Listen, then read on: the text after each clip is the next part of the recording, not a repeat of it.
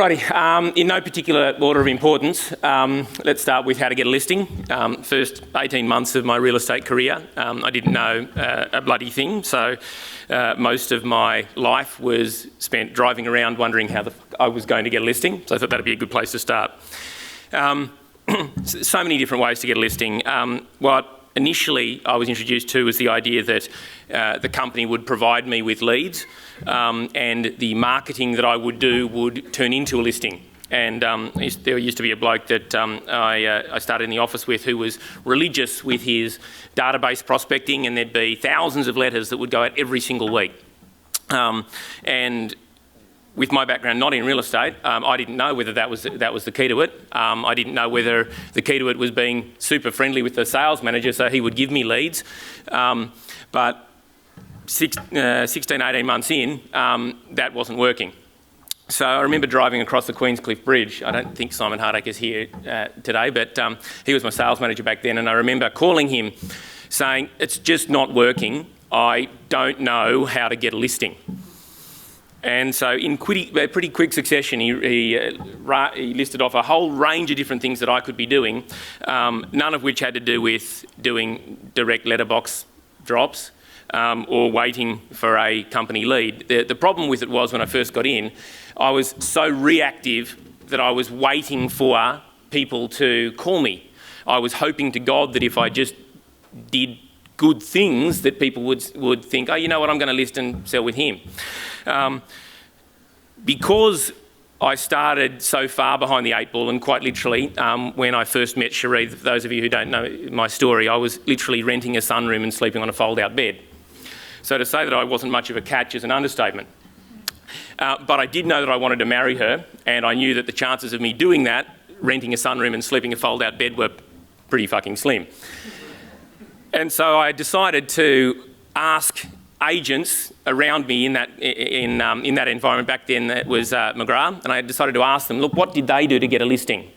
And I was smart enough to be dumb enough to just do what they did.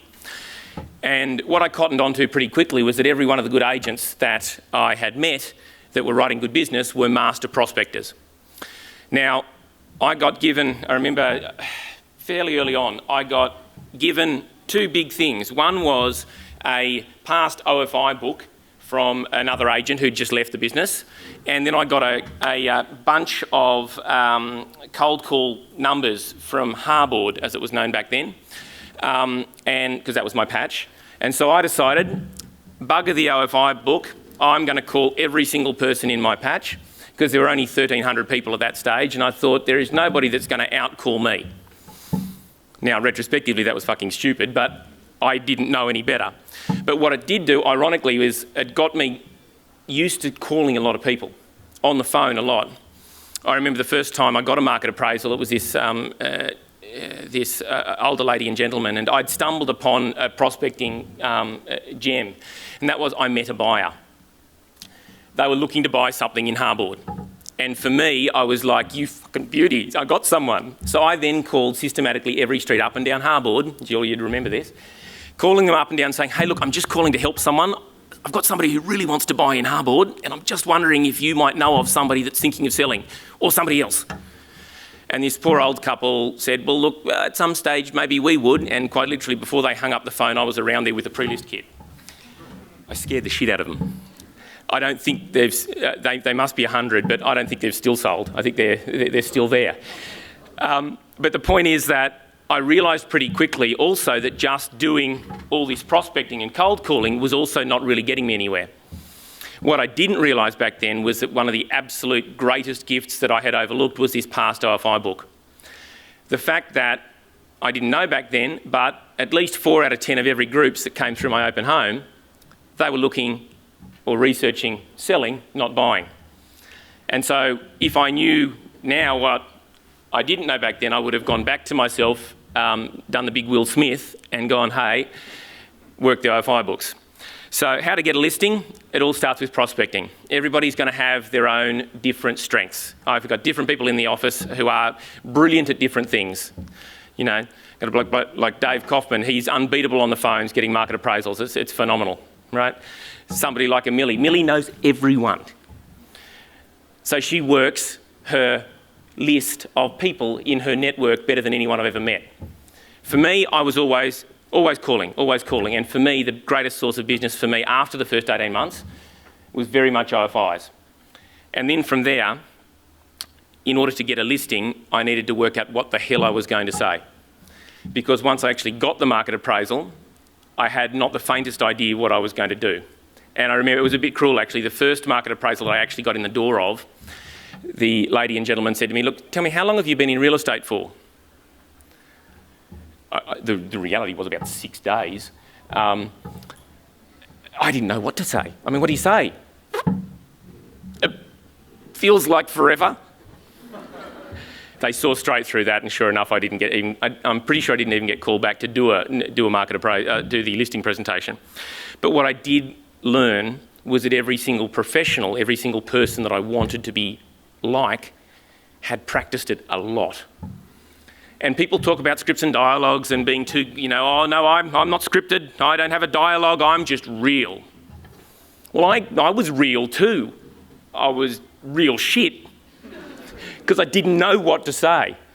So I realised, Gordy, you know Simon Pilcher very well. I think you're still buddies. I worked out a bloke who was over in the inner west, who was a super agent, but a really good person. And we would go over there and we'd go through scripts and dialogues every single morning. It used to take me 23 minutes to get from McDonald Street over to Norton Street in Leichhardt, the McGrath-Leichhardt office. The deal was I had to get there by 10 to 7 in the morning with a hot cup of coffee for him. That was the deal. Friday morning. I couldn't sleep on a Thursday night. I was so excited to catch up with somebody who actually knew what they were doing. But what it meant was that when I converted those precious leads into a market appraisal opportunity and somebody would say to me, how long have you been in the industry? I could answer it. If somebody said to me, look, why do I choose you? I'd rehearsed it. I knew what I was going to say. If somebody said, well, look, why wouldn't I go with XYZ or ABC? It wasn't good enough for me to not have a response. One of my favourite quotes of all time, and I'll probably not remember it now, is luck is what happens when opportunity meets preparation. And from my perspective, I had an added motivator because, I was desperately clinging on to try and get Cherie to marry me like a possum on the blinds, but I had that motivating me, but I also had the fact that because I was financially in a pretty crap state, I needed to get good as quickly as I possibly could. And I totally agree with what Lutzi just said beforehand. You've got a list to be able to last. And the key to what I found, you guys make your own decisions, but what I found is the key to me being able to list was being able to learn what I needed to say before I got in that fire pit. So that I could then, once I'd learned what I should be saying, later on, I could actually be genuine about what I was saying. Because what I also found out 5-6 years into the business is that at its heart, at its core, every script and dialogue that I'd ever learnt had a kernel of truth in it. It was actually genuinely about what I was trying to communicate. It was just somebody who had done it before, who was able to say it better. One of the best copywriters, my background originally was advertising, feels like forever ago now, but one of the best copywriters of all time was a bloke by the name of Neil French. And he wrote a long handwritten letter to somebody. And at the end of the letter, it was either him or it was Mark Twain, one of the two. At the end of the letter, he said, I'm terribly sorry for the length of this letter. If I'd had more time, it would have been shorter. And I reckon that's one of the keys to scripts and dialogues too, because otherwise you just rabbit on and rabbit on. Anyway, how to defend your fee. Once again, it comes down to scripts and dialogues. We're in an interesting business. I think you guys are from all over the place. Hands up for Northern Beaches. Who's on the beaches? So mostly on the... Who's not from the Northern Beaches? Never mind. Okay. Right. The reality, though, is that with the whole how to defend our fee, I reckon that's a massive opportunity that we've got. Because on the one hand, we're not curing cancer, and it's not rocket surgery, as I heard somebody say before. But what we do, it is important. It has a big impact on people.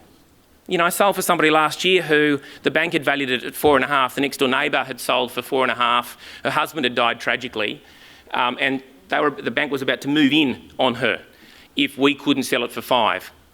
Now, yes, the market was strong, hallelujah, but the place that had sold for 4.5, it was in the same market.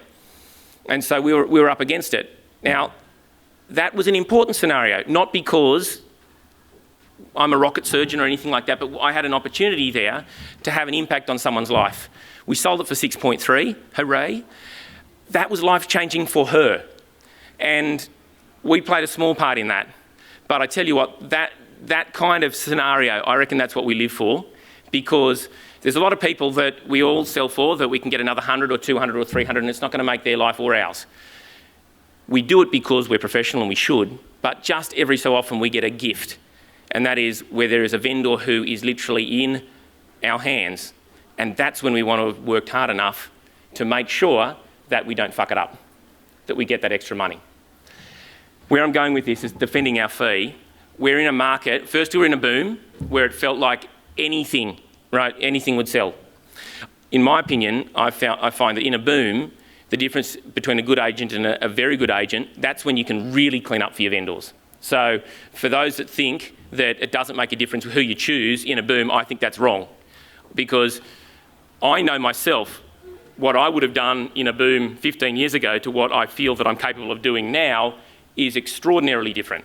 And therefore, there were pressure on fees last year. Now there's pressure on fees this year because, of course, market's starting to tighten up and deals are getting more difficult and things like that. And so I can't ever remember winning a listing because I was the cheapest fee, ever. I've lost a few, but I haven't lost that many that has had a big impact on me. But I also think we're in a situation at the moment where we're blessed to be in one of the most hard-fought, one of the most competitive markets in Australia. And I feel that we're blessed because as a result, it sharpens us up all the time, constantly. If I gave the same listing presentation that I was 2 years ago, I reckon, you know, those of you on the Northern Beaches around me, you'd wipe the floor with me because you're constantly changing and you're evolving. And I think we need to consistently change and evolve in relation to our fee negotiation. Personally, I know at the moment that a lot of the time I'll go into a listing presentation and I may not be the most expensive, but I'm never the cheapest. And routinely now I'm getting people who will say to me words to the effect of, hey, do you know your competitor XYZ is doing it for ABC? And I think some of us have a real, I certainly earlier on, I was really scared about that because if I found out that a competitor was doing it for a cheaper fee, I'd be shit scared. Oh fuck, maybe I have to do it too. On the one hand, I think an arrogance about it is dreadful because you can lose it just based on an arrogance. So I don't agree with the idea of going, oh, look, if you push him, you'll go even cheaper. Right? You don't want to do that because you just come across like a dick. But on the other hand, I think it is very much worthwhile having a discussion with the vendor to work out what it is that's most important to them. And sometimes it's okay to walk away if fee is the most important. On those occasions, whenever somebody says, look, fee is the most important, I know I'm not going to win it. It's a bit like when somebody says, I'll put you all in a spreadsheet. I know I'm fucked. I've got no chance. Right? But what I do think is that when somebody says to me, okay, well, look, your competitor's doing it at XYZ or ABC, will you match that? I think it's really important for us to say, look, firstly, thanks for the opportunity. And we all know the equalise and separate. Yep. Oh, look, if we're all the same, who'd you choose? Right, we've all done that to death. But I also think it's really important to say, look, respectfully, I think they're a great agent, but we're not prepared to do it at that fee. And then you've got to have a compelling reason as to why you're not. And that's an individual thing. I can't give you why they should use you instead of somebody else. But and most of you have already got it. I think somebody was talking about a USP before, one of the other great speakers. But you need to have that compelling reason as to why. And by the way, guys, I reckon we are worth it. I really do. Like I know a lot of other people in a lot of other industries, and there are very few that I see flogging themselves and caring as much about their clients as we do. I don't know many surgeons and doctors that take a phone call at 6 a.m. in the morning or 10 p.m. at night or whatever else. We do. Vendor education. I'm going to be brief on this because I'm probably out of time. Okay. So I think this is one of the biggest things that's going to be important for us over the next 12 months. And I think that for us, the first thing is, based on having no pen, the first thing is M. What's M stand for? Not you guys, you know how to read. Huh? What's the biggest thing in relation to your vendor that we need to know about that starts with an M? Motivation. Spot on, motivation. Okie dokie. Why is motivation so important? Anybody? Why is motivation so important? Anybody? Huh? Yeah, motivation's everything. So why do they want to sell? Because if I don't understand what my vendor's motivation is, how can I help them make a good decision and say yes? So if my vendor is only selling because their next door neighbour downstairs is trying to buy them and they want to buy something else, if they miss out on that other thing, then they're not going to sell. It doesn't matter whether it's a good offer or not. Yeah? On the other hand, if they have to sell because it's a death, a divorce or whatever else that Slider said a minute, then on the one hand you know that they're highly motivated, but that's also something where it's really important for me to make sure that I'm a human about it in the process. And there's nothing more powerful than selling for, in my experience at least, there's nothing more powerful than selling for someone who has to sell and you come through for them. Or you reject an offer that they would have taken. But I find motivation is absolutely critical, and I think sometimes we can get a little bit too caught up in what we're going to do for the person and what our office does and how many sales we've made and all this kind of stuff, and we actually forget to ask the question, do you mind if I ask, what's the grand plan? And then I reckon I've got a lot better at being able to work out what the real motivation is, because I reckon a lot of the time they'll tell you a motivation that isn't necessarily accurate. Has anybody experienced that ever? I reckon part of what we need to do is get better at being human so that they actually understand that we're working for them, not on them. Yep. So motivation. And the other big thing that we talk about all the time is obvious, it's buyers. Yep. So who are the buyers that are coming through? What else are they seeing that's on the market? What else are the buyers seeing that's just sold? What are the buyers missed out on?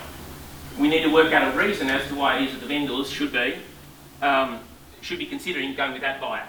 And I've never met a buyer that's not a wonderful person, and I've never met a vendor who's not a wonderful vendor. Because the worst thing in the world that can happen is that the vendor says, I'm not selling to that person. Or the buyer says, I just don't like that vendor. Right? We want to try and make sure that even if I'm dealing with the greatest reptile on earth, that they're lovely people. At one stage in your journey, you were one of the fastest growing independent boutiques. What personal sacrifices did you make in those first 3 years, and is there anything that you regret? Okay. Goodness. I did. No script and dialogue for this. I'm fucked.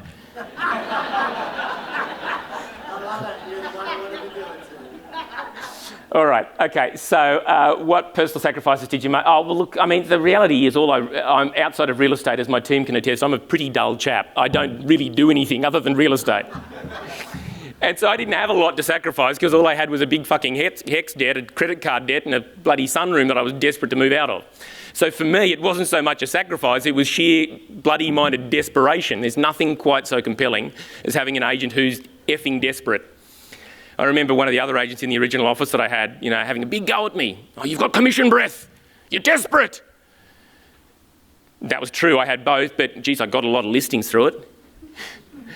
Because when I first started off, I couldn't say there was any compelling reason why they would go with me other than the fact that I would work harder. It's like Avis, the brand Avis, car rentals. They used to say, go with us because we're number 2, because we try harder, right? We're number 2 because Hertz was the number 1. And so for years and years and years, right? So once again, this Neil French came up with this idea, go with us. We're number 2, so we try harder. The advertising campaign was so successful that they had to change it to say we try harder because they became number 1. I love that shit. But you can do different things at different stages. So my personal sacrifices were mostly around not doing anything other than real estate and keeping my relationship together with Cherie. That was basically it. And I loved what Lane said earlier about the fact that it doesn't have to be this gritty negative, I've sacrificed so much. Because for me, I didn't really feel like I was sacrificing much. I just fucking love this real estate thing, and I loved that I could work on something that I could find something today that I could implement the following day that would have an impact on my vendor or prospective vendor the following day, and in 6 weeks I get paid. It was, so I think that not so much that. And is there anything that I regret? Not getting into the industry sooner. That's all. So I'm blessed that Cherie told me to ditch advertising and get into real estate, and I did what I was told. Negotiation, I've got to wrap up quickly. So negotiation, the first thing that I would say is I heard a great line one time, and that is that negotiation's a little bit like making love. Everyone reckons they're awesome at it, and very few people are. I genuinely feel that it's our responsibility as an agent to get bloody good at a negotiation. And it's the kind of thing you learn your whole life. Every single week, every single deal that we do, Cherie and I are workshopping what could we have done differently, what could we have done better. I remember we came across this thing 7 or 8 years ago where you've all heard of the law of reciprocity. You know, you give somebody to something, they give back. That thing? Yep. And we had this negotiation on a place up in Addison Road, and we were negotiating with this particular buyer, and so we would offer them some information, and they wouldn't reciprocate. So we'd offer them a slightly longer settlement because that's what they wanted, and the vendor didn't mind, and then they wouldn't reciprocate. And we got to the stage where, has anybody ever felt like they've been pushed around or bullied in a negotiation? Because I sure as hell have, right? And I got to the stage there where I was just thinking to myself, this isn't normal. This isn't normal. When I'm dealing with a normal mum or a dad buyer, if I offer something or I ask for or I give them a concession, then ordinarily they would give me one too. And it was just by pure coincidence at the time that Cherie and I were negotiating on a commercial property that we just bought. And the strange thing about it was the commercial property that we just bought and the way that negotiation was happening was absolutely identical to what we were finding with this house we had on Addison Road. And it was only then, in my thick head, that I actually realised that I was dealing with somebody who was a professional negotiator. And boy, did I feel dumb. Because here I was, having sold whatever billions or whatever I did the year before, getting eaten alive by somebody who'd actually studied negotiation. So that was a big thing for me. And there are courses everywhere to be able to learn negotiation. You don't have to do the Clayton Oots thing from whatever it was. You don't need necessarily to just stick and pick, but I would strongly suggest that one of the real turning points for me was actually understanding how to negotiate, and I'm still learning about it today. Mindset, that's everything. I come from a family of 7 kids in Orange. Everything in my life, there's lots of love. Mum and Dad gave us everything that we ever really needed, and most of what we wanted, but money was super tight. So I only ever knew a world of scarcity. I remember Dad going on Sale of the Century one time, for those of you who are old enough to remember what that was. And I remember Mum pointing out the hole in his left shoe on the way up to the Fame game. You remember the Fame game? That thing? Anyway, most of you are too young. Anyway, but I remember that. I remember that where I came from was something where I didn't think that there was abundance in anything. And I think the greatest gift that this whole career has given me is that it allowed me to learn from people who were so much better than me, who were better human beings than me, and I could simply go, you know what, I want to be like that, or I want to emulate that. And I reckon just about most real estate agents, I reckon, are really super hard-working people. They're fucking good human beings. They try harder than just about anyone. And there's so much that we do for people, or real estate agents do for people, that doesn't go, right, that never gets talked about. All that ever gets talked about are the flashy watches or the cars or whatever else.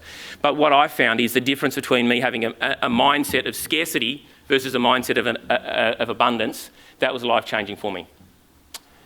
You've been voted number 2 agent in Australia multiple times. What drove you to achieve that year after year? Yeah, always the bridesmaid, never the bride. It's not too shabby, mate. Yeah, that's it. Yeah, at least I'm not in the sunroom anymore. Right. Look, I mean, it's funny for me. I still catch up with Dr. Fred, and my biggest problem at the moment is that I'm kind of living the life of my dreams, and I'm kind of happy.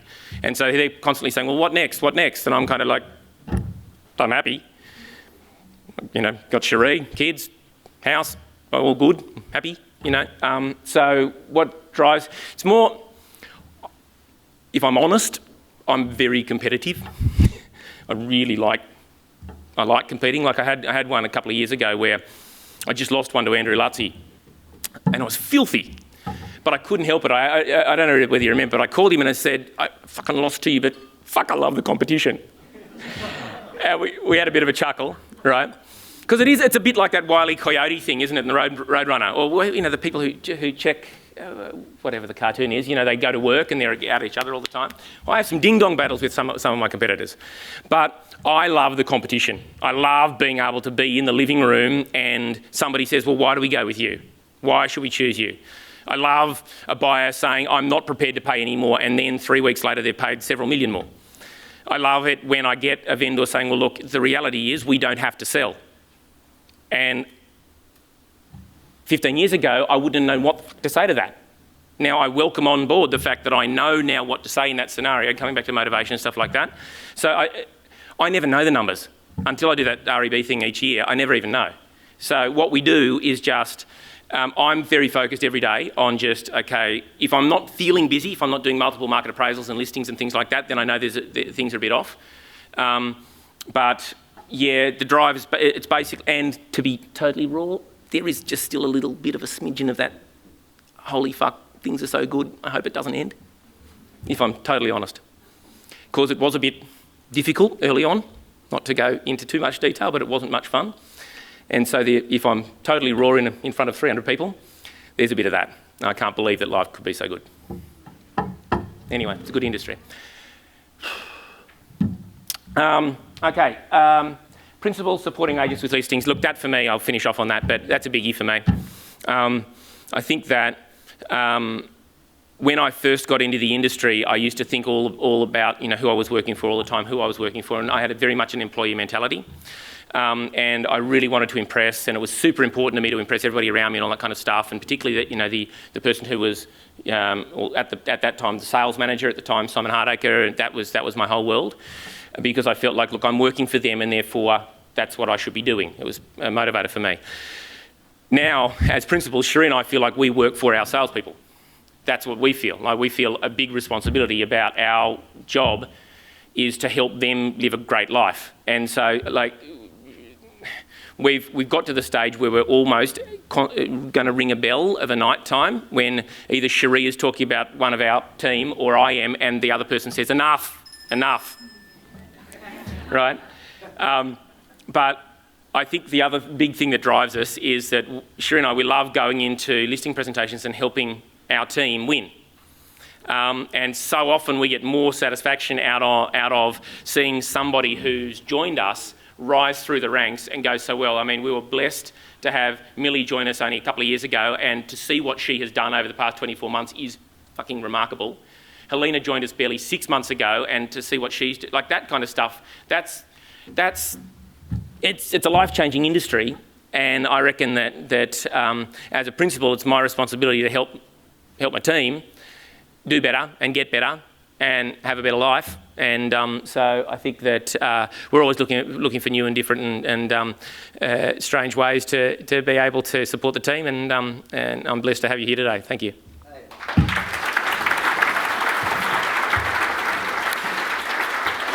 Final thing.